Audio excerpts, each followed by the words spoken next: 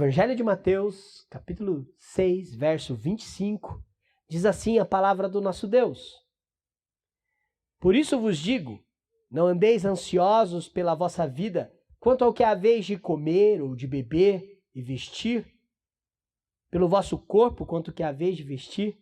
Não é a vida mais do que o alimento e o corpo mais do que as vestes? Vamos orar mais uma vez?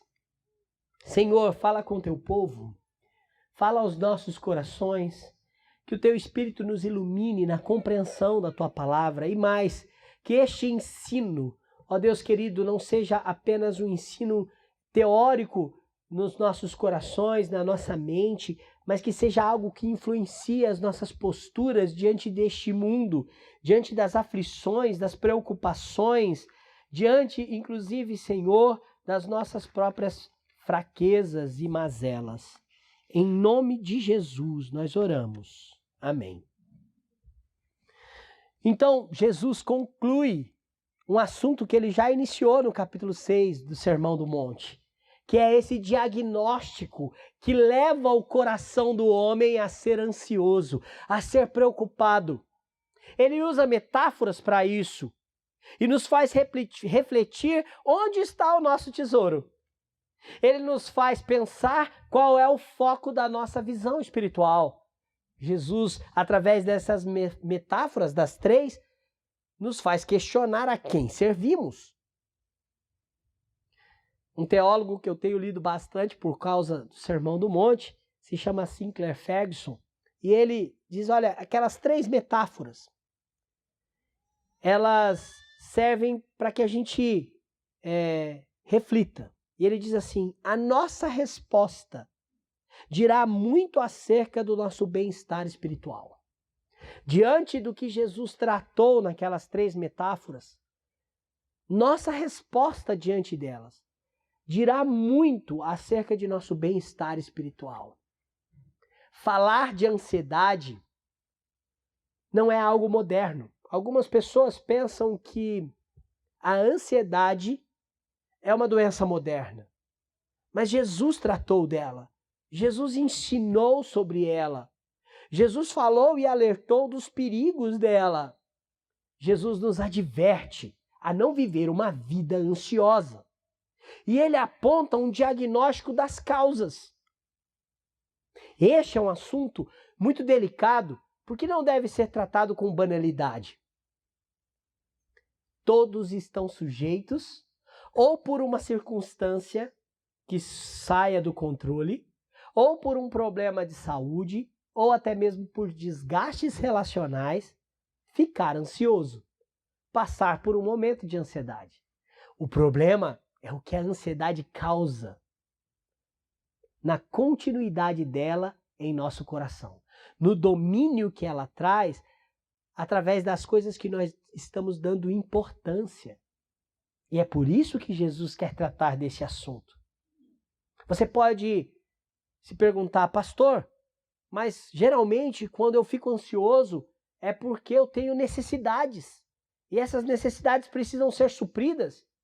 Surgiu uma situação fora do controle, uma doença, uma cirurgia que precisa ser feita. Realmente é uma necessidade. E a vida atual, existem tantos motivos para que eu e você nos preocupemos, porque as preocupações, elas vêm com a vida, elas surgem diante da nossa caminhada, e ela foi assim com os homens bíblicos também. Essas preocupações e essas demandas surgem. A diferença é como a nossa vida reage diante dessas preocupações. Crise econômica, o totalitarismo político que produz uma violência no mundo, uma preocupação com a previdência futura. Ao envelhecermos, como é que vai ficar a nossa renda, a nossa aposentadoria? No Brasil, esse assunto gera ansiedade. Nossa previdência social no Brasil, pública, está falida. Há uma controvérsia Durante anos aí a gente tem ouvido falar da mudança que haveria no plano previdenciário, na idade das pessoas, que as pessoas iriam se aposentar, e isso gera angústia no coração de muitos até hoje. A saúde, uma pandemia, como não se preocupar? Enquanto estava na China, enquanto estava na Itália, quando chegou no Brasil, mas foi no Rio de Janeiro, em São Paulo, quando teve as primeiras mortes no Paraná, mas era em Curitiba, Maringá, mas quando veio para Paranavaí, pessoas que a gente conhece, que a gente ama, morrem. Como não se preocupar com isso? Como não se preocupar com a criação dos nossos filhos num mundo esquisito? Num mundo onde ser menino está sendo proibido e ser menina está sendo proibido. Eles precisam ser neutros.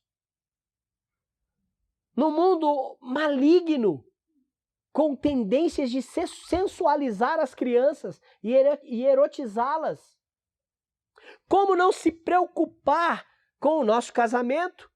E vamos ser bem sinceros, o casamento envolve conflitos, tensões. Como não se preocupar com os prazos a cumprir no trabalho? Com as metas que você precisa chegar e bater? Como não se preocupar, muitas vezes, com coisas que são até impostas por nós? Enfim, existem muitos e muitos motivos que eu não dei e que eu poderia enumerar e gastar muito tempo fazendo, que levam o nosso coração a ficar preocupado, que dispara gatilhos para que fiquemos ansiosos. Eles são legítimos, eles fazem parte da nossa vida e muitos deles, e a maioria deles, são necessidades que nós temos. Por isso, este não é um assunto leviano. Este é um assunto que o Senhor Jesus trata para trazer cura ao coração dos seus seguidores. Este é um assunto que o nosso Senhor Jesus traz com autoridade para trazer segurança. Nós acabamos de cantar isso. Estamos seguros em Ti. Este é o nosso Senhor. Por isso, em primeiro lugar, eu gostaria de falar do diagnóstico do problema. E eu sei que eu já fiz uma recapitulação das 3 metáforas, mas é importante falar delas de novo. E se você quiser, você pode assistir as 3 exposições das 3 metáforas separadas no nosso canal do YouTube. Tá certo? Quando Jesus usa aí na sua Bíblia, na Bíblia que está projetada no verso 25, pode deixar aí no verso 25, viu, filha? No telão. Quando Jesus usa a conjunção conclusiva, ele está usando uma conjunção para concluir o assunto. Ele está, a metáfora dos tesouros da terra e do céu, a metáfora dos olhos bons e dos olhos maus, a metáfora dos 2 senhores. Aí ele usa uma conjunção para concluir. Ele diz, por isso vos digo. Ele está ligando as 3 metáforas que ele usou para fazer um diagnóstico do que deixa o coração do homem preocupado e aflito, para ligar ao assunto que ele vai tratar, a vencer a ansiedade, não viver ansioso. Não andeis ansiosos pela vossa vida. Este diagnóstico do problema, irmãos, aponta para equívocos de uma alma preocupada, ansiosa. Veja bem, você vai falar, o pastor nunca ficou deprimido. Não, nós não estamos falando da depressão. Nós estamos falando da ansiedade. A depressão é o que ela causa. Quando nós falamos de ansiedade, nós não estamos falando da doença, que é a depressão. A depressão é uma doença que muitas vezes precisa ser tratada. Muitas vezes, inclusive, com o uso do medicamento, de um tratamento médico especializado, da paciência e do acompanhamento espiritual de irmãos e irmãs e da igreja e da palavra do Senhor. Mas nós estamos falando do antes, da preocupação, da ansiedade que domina o nosso coração e que pode dominar a nossa vida. Por isso Jesus, neste diagnóstico, quando faz ligação, quando ele conclui a história das metáforas e fala, olha, por isso não andeis ansiosos pela vossa vida. Este diagnóstico do programa aponta para estes equívocos. O primeiro deles, qual é o equívoco que eu posso conduzir a minha vida? O coração no lugar errado. O versículo de número 19 até o versículo de número 21, nós vemos que é possível ter tesouros na terra. O problema do tesouro na terra é que traça e ferrugem corrói e ladrões escavam e roubam. Não é isso que diz? Eu vou ler o versículo para que a gente possa lembrar. Eu faço questão de ler novamente. Versículo 19. Não acumuleis para vós outros tesouros na terra, onde a traça e a ferrugem corrói, onde ladrões escavam e roubam, mas ajuntai para vós outros tesouros do céu, onde a traça, onde nem a ferrugem corrói, onde ladrões não escavam e nem roubam, porque onde está o teu tesouro, aí também estará o teu coração. Não coloque o coração no lugar errado. Nós temos uma tendência humana, natural, de colocar o nosso coração no lugar errado. Em coisas, em pessoas, em circunstâncias. Nós criamos expectativas em tesouros que são falíveis, perecíveis, que podem ser roubados.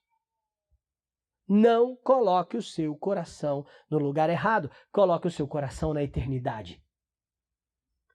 A segunda metáfora que Jesus contou e que fala deste equívoco que cometemos e que muitas vezes nos faz viver uma vida preocupada para manter tesouros por causa da traça ou da ferrugem de ladrões.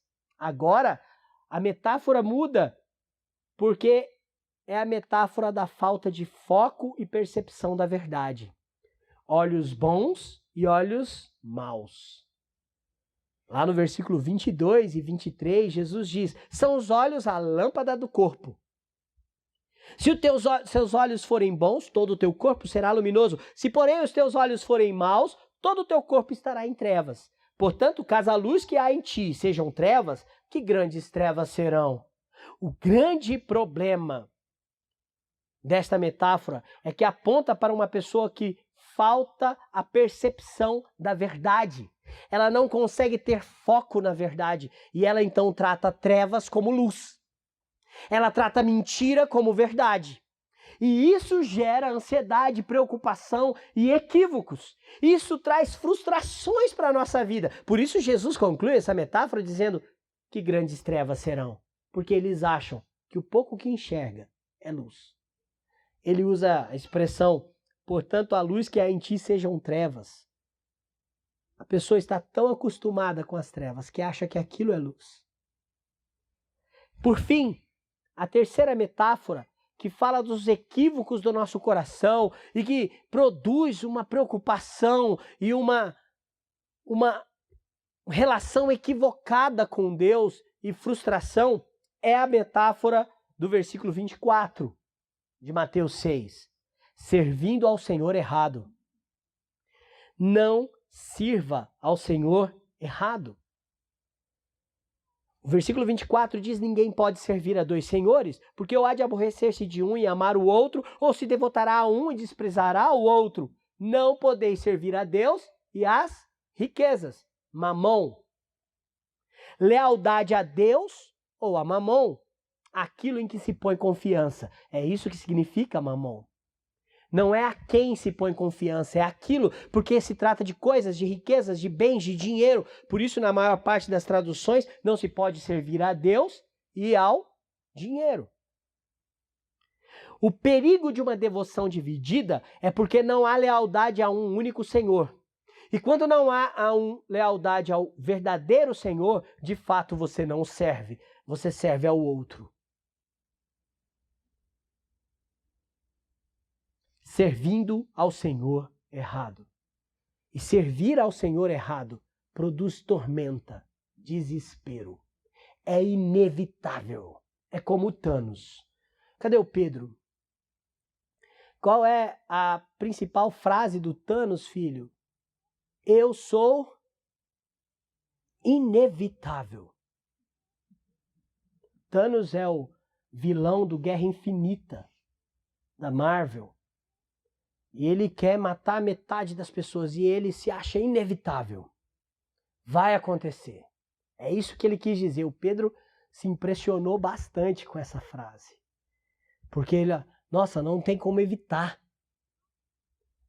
Servir ao Senhor errado colocará à disposição da minha e da sua vida a um desespero inevitável. Bom, por fim, é preciso entender nessas metáforas que nós temos que aprender que nós mesmos criamos o nosso problema. Nós mesmos criamos um coração no lugar errado. Nós mesmos perdemos o foco da visão da verdade. Nós mesmos trocamos o Senhor. É um problema que nós criamos. Não é um problema que Deus criou em nós. Por isso, uma vida que é conduzida por esses fatores é uma vida que inevitavelmente cairá numa vida conduzida pela ansiedade. Por favor, mais uma vez, quero que você não confunda ansiedade com depressão. Tá certo? Há vários outros fatores que podem produzir depressão. Um problema fisiológico, por exemplo. Falta de hormônio. Um grande trauma. Um acidente que gera um grande trauma. Essa semana nós acompanhamos um pai que perdeu um filho dentro de um caminhão, gritando, dizendo que o amava, que não queria morrer. Eu não sei você, mas ser humano nenhum está preparado para uma situação como essa. Tá certo? Nós não estamos falando desse tipo de problema. Nós estamos falando de uma vida que está sendo conduzida totalmente errada. E o mundo vive assim. E isso gera ansiedade, preocupação exagerada, que domina e que escraviza. E quem cria estes mesmos problemas e valores distorcidos somos nós, é o nosso coração. Segunda lição que eu gostaria de destacar. Primeiro, a gente fez um diagnóstico do problema, que na verdade quem faz é Jesus, contando as metáforas. Agora eu quero convidar você a olhar o que Jesus não está ensinando aqui. Tudo bem? O que o Senhor não está ensinando quando ele diz: não andeis ansiosos pela vida. E veja bem, esta é uma ordem dele. E é algo que nós devemos levar a sério. Por isso, eu vos digo, não andeis ansiosos pela vossa vida. O que Jesus não está ensinando? Bom, é bem possível que algumas pessoas, ao lerem essa passagem, elas possam pensar que nós precisamos agir de um modo incomum ao ensinamento bíblico. Se não é para eu andar ansioso por coisa alguma, então, isso não é comum em outras partes da Bíblia. Mas se Jesus quem disse, não. O que Jesus disse aqui é extremamente coerente com todas as Escrituras. Nós, no nosso culto hoje, lemos o Salmo 37, que é extremamente ligado a esta passagem. O Salmo 55, que nós não lemos, e eu poderia citar tantos outros dos profetas do Antigo Testamento, da lei de Moisés. Deuteronômio é cheio de textos como este. Josué. O próprio ensinamento de Paulo em Filipenses 4, o apóstolo Pedro e tantos outros ensinos, mas ele é coerente com o ensino bíblico. O que a gente não pode é tratar e interpretar este não andar ansioso com o que Jesus e a Bíblia não está ensinando. Jesus, ao dizer não andeis ansiosos pela vida, ele não quer dizer que não existam necessidades e preocupações legítimas.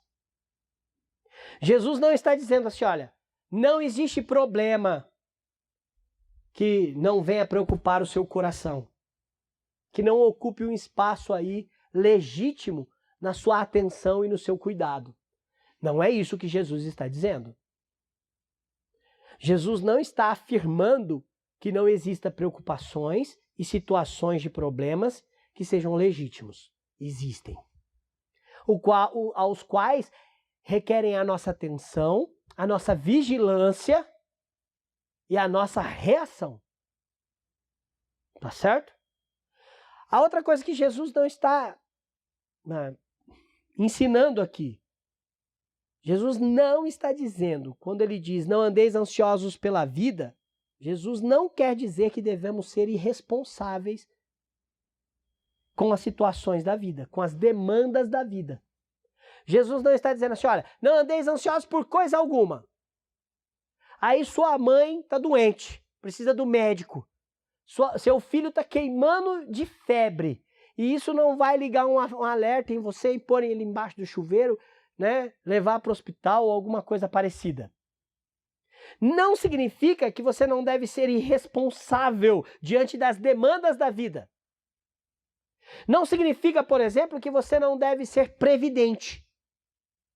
Eu acabei de falar da previdência social, mas ser previdente não envolve só a aposentadoria, envolve os cuidados com a vida, com a casa, com as necessidades. Ser previdente é algo que a Bíblia nos estimula a ser. Jesus não está proibindo essas coisas. Jesus não está estimulando uma vida irresponsável. Se não é para eu ficar ansioso por coisa alguma, então nada vai me preocupar.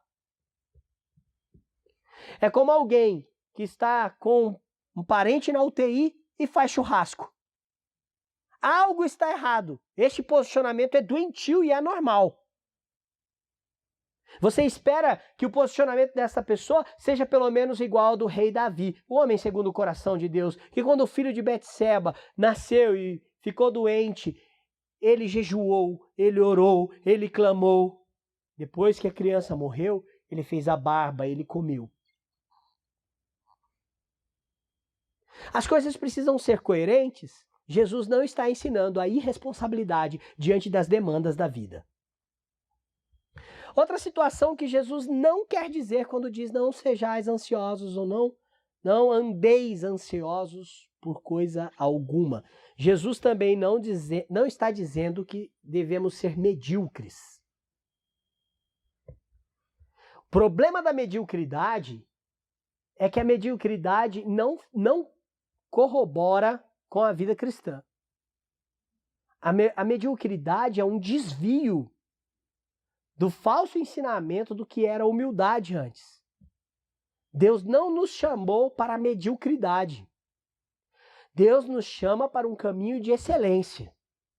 Porque Cristo é excelente. Veja bem, irmãos, a nossa excelência não está em nós mesmos.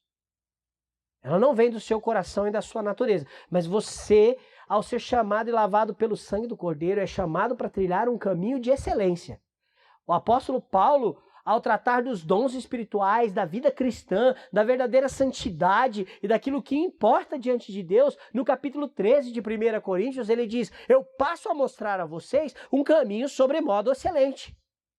Ainda que você tenha muito dinheiro e entregue para os pobres, ainda que você queime o seu corpo por sacrifício em favor de alguém, ainda que você tenha conhecimento científico de todas as coisas e saiba falar todas as línguas, e até se houver língua dos anjos você sabe falar.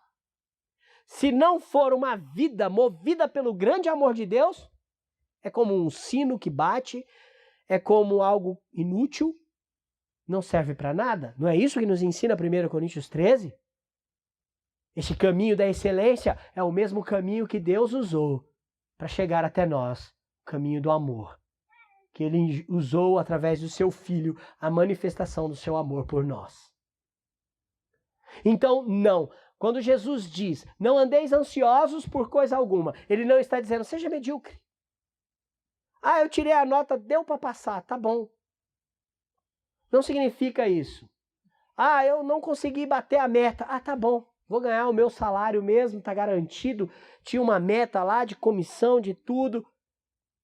Não significa uma vida medíocre. Nem na vida comum. Ah, não, é luxo. E aí eu deixo a minha casa viver na sujeira. Eu não trago conforto para os meus filhos, para a minha família, porque eu entendi errado o que Jesus quis dizer com não andeis ansiosos pela vida. Eu vou viver então da forma mais medíocre possível para sobreviver. Não é isso que Jesus está ensinando. 1 Coríntios capítulo 10, verso 31. O apóstolo Paulo diz: portanto, quer comais, quer bebais, ou façais qualquer outra coisa, fazei tudo para a glória de Deus. Jesus não está dizendo que não existe demandas da qual precisa a nossa atenção. Jesus não está dizendo para a gente ser irresponsável. E Jesus não está dizendo para que a gente viva na mediocridade. O Dr. Carson, ele é um teólogo, e ele comentando o Sermão do Monte, ele apresenta duas proposições. A primeira é a que eu vou ler agora. Ele diz assim: há um sentido em que a preocupação não só é boa. Por exemplo, seu filho está queimando em febre. Você precisa ficar preocupado. Precisa achar um remédio, precisa fazer a febre baixar. Isso é um sistema de defesa. Algo estará errado se você não se preocupar com isso.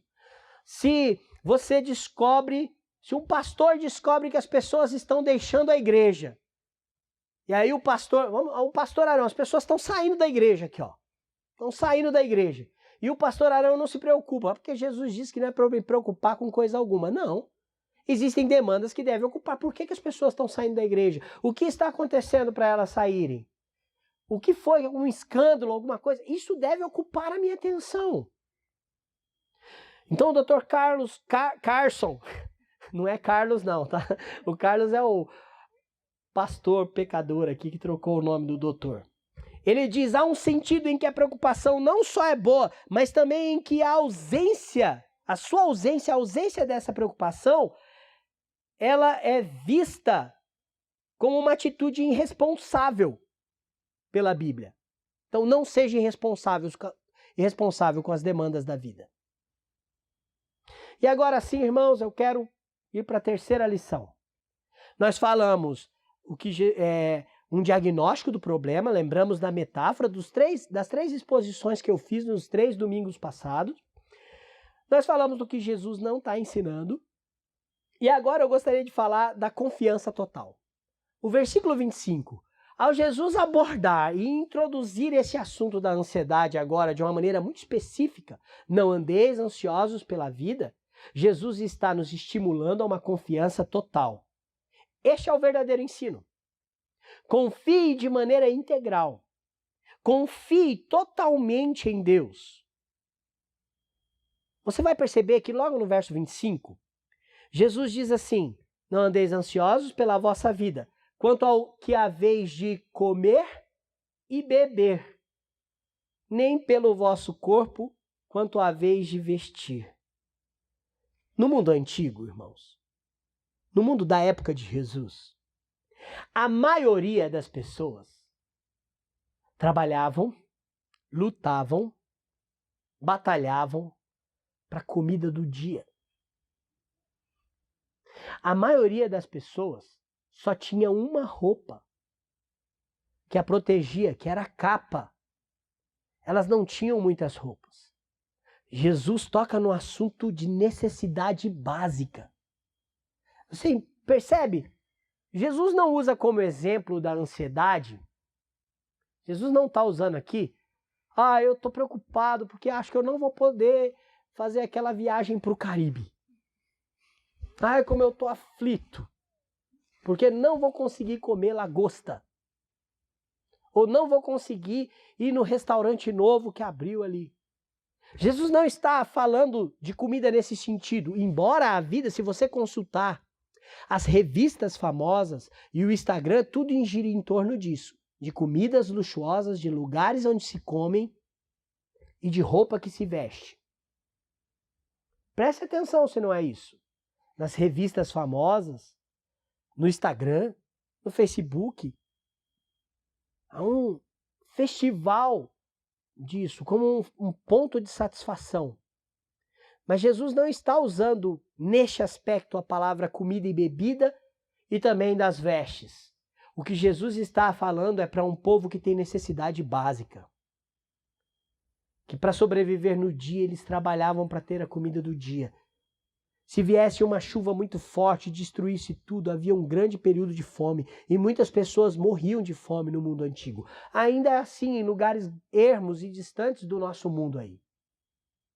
Por causa de pestes, de problemas, de guerras civis, pessoas morrem de fome e lutam para o comer diário. É interessante isso, porque Jesus coloca uma necessidade de sobrevivência. Jesus está dizendo, olha, a maioria de vocês sobrevivem comendo e bebendo e vestindo. A capa protege do calor durante o dia, do frio durante a noite. Mas não coloque a expectativa de vocês nisso, porque o corpo de vocês é mais precioso, a vida de vocês é mais preciosa do que a comida e do que a roupa. Jesus não usa uma coisa de luxo, supérflua. Ele usa o modo de sobrevivência para despertar a nossa confiança. O modo de sobrevivência Jesus usa para mexer com a segurança dos seus ouvintes, dos seus seguidores. Este ensino aponta para uma confiança irrestrita. Ela é irrestrita e total. Jesus está dizendo, mesmo que as suas necessidades sejam legítimas, mesmo que as suas necessidades sejam tão necessárias que a sua vida dependa delas, mesmo que elas sejam urgentes, não percam a confiança nos cuidados de Deus. O perigo da superresponsabilidade é o contrário do que a gente estava falando agora. De ser irresponsável, de acreditar que o problema não é grande, não existe problema legítimo, ou de ser medíocre. O contrário disso é a superresponsabilidade ou a supervalorização do problema. Eu acho interessante porque Jesus usa uma coisa tão básica, um modo de sobrevivência, e ele diz, cuidado, não dê tanto valor. Há mais preciosidade em vocês do que nessas coisas. Jesus está falando isso exclusivamente para os seguidores do seu reino. Exclusivamente ele está falando isso para a igreja. O perigo da superresponsabilidade não é a vida mais que o alimento, o corpo mais do que as vestes. Mesmo que pareça que sua vida dependa dessas coisas, na verdade ela depende de Deus, o Pai Celestial, que o capítulo 6, Jesus fala dele o tempo inteiro. O Pai Celestial, quando ele vai ensinar sobre oração, ele diz, não fica repetindo igual os ímpios fazem. O Pai Celeste sabe que você precisa de todas essas coisas. É o Pai Celeste que retribui a verdadeira espiritualidade. Lembra de dar esmola? O Pai Celeste vê no secreto. Lembra da oração? O Pai Celeste vê no secreto, na intimidade. Lembra do jejum? O Pai Celeste sabe que você está jejuando para Ele. Vê no secreto, na intimidade. Por isso, meu irmão e minha irmã, esta relação com o Deus que é o Pai Celestial que cuida dos seus filhos. E aí vem a segunda proposição do Dr. Carson. A primeira é que ele falava que tem preocupações que são legítimas e que são boas, e a falta de preocupação com elas é um problema. Cuidar de alguém que está doente, uma previdência financeira, alguma coisa nessa, uma economia que você precisa fazer durante aquele mês, tá certo? Um esforço a mais, uma atenção redobrada sobre algum perigo que cerca a sua casa, sua família, seus filhos, alguém oferecendo droga para os seus filhos, uma atenção a mais sobre eles. Agora o Dr. Carson vai dizer, há um sentido em que a preocupação não só é má, mas também em que a sua presença significa incredulidade e desobediência. E isso é quando nós colocamos a nossa dependência nas coisas que a gente acha que sustenta a nossa vida, e não no Pai Celeste. Jesus nos ensina a controlar nossa inquietude e confiar nele de forma total. O apóstolo Paulo vai repetir esse ensino de Jesus. Em Filipenses 4, de 6 a 7, Paulo diz, não andeis ansiosos por coisa alguma, em tudo, porém, sejam conhecidas diante de Deus as vossas petições, pela oração, pela súplica, com ações de graças. Agora, olha só, não andeis ansiosos? Então orem. Faça com que Deus conheça, suplique e agradeçam. Sabe por quê? Versículo 7. E a paz de Deus, que excede o entendimento, Por que o excede o entendimento? Porque algumas coisas são do modo de sobrevivência. Lembra do ensino de Jesus? Pelo que vão comer, beber ou vestir? A paz de Cristo, que excede o entendimento, vai guardar o vosso coração e a vossa mente em Cristo Jesus. 1 Pedro, capítulo 5, versículo 7.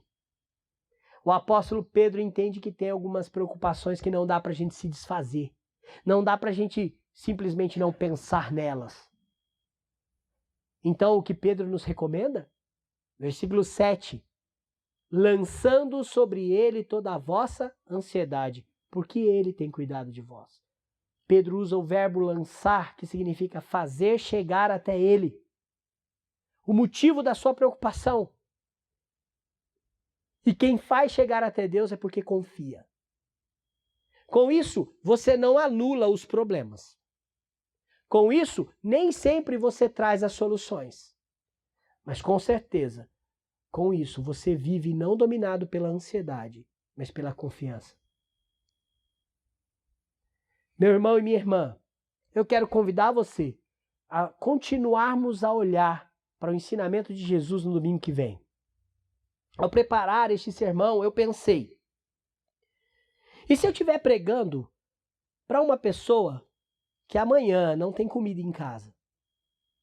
Se eu estiver pregando para alguém que descobriu que tem uma doença terminal, ou pior, que a sua esposa ou seu filho tem uma doença terminal? E se eu estiver pregando para alguém que está com um ente querido na UTI à beira da morte? E se eu estiver pregando para alguém que tem preocupações tão verídicas, tão reais, tão legítimas, que ao ouvir o meu sermão, ele pensa, o pastor não sabe de nada. O pastor está me julgando. Eu quero lembrar que este sermão foi ensinado e pregado por Jesus, que conhece todas as nossas dores, que também perdeu pessoas queridas, que também sofreu a agonia no jardim do Getsêmani e suou gotas de sangue, que também foi tentado à nossa semelhança por Satanás no deserto, pelo Jesus que foi rejeitado e que sofreu por isso, pelo Jesus que foi açoitado e que ficou com a alma angustiada, e a Bíblia chama ele de o servo sofredor. O problema não é a angústia e o sofrimento. O problema é quando nós estamos seguindo um coração equivocado nestes exemplos das metáforas, colocando o nosso coração no tesouro errado, com um foco equivocado, uma verdade distorcida, e quando o nosso Senhor é Mamon. Então é inevitável que o nosso coração fique ansioso. Por isso, a proibição de conduzir a nossa vida em ansiedade não é para nos fazer inferiores. Não é apenas para mostrar que temos angústias. É porque nós devemos ser conduzidos pelo Pai Celeste, que estabelece o seu reino através do seu Filho. E estes filhos, que são incluídos neste reino, têm necessidades de sobrevivência. E muitas vezes eles vão ficar no fio da espada, no limite, e precisarão confiar. Inevitavelmente, precisarão confiar, imprescindivelmente. Mateus 6, de 25 a 34, tem este propósito. Que eu e você sejamos conduzidos na nossa vida de fé e de confiança no Senhor, para não viver ansiosos. Ei pessoal, quer continuar assistindo os nossos vídeos? Clique aqui e você vai ter acesso em outros vídeos. Mas também se inscreva no nosso canal, tá bom? Acione o sininho e compartilhe com outras pessoas.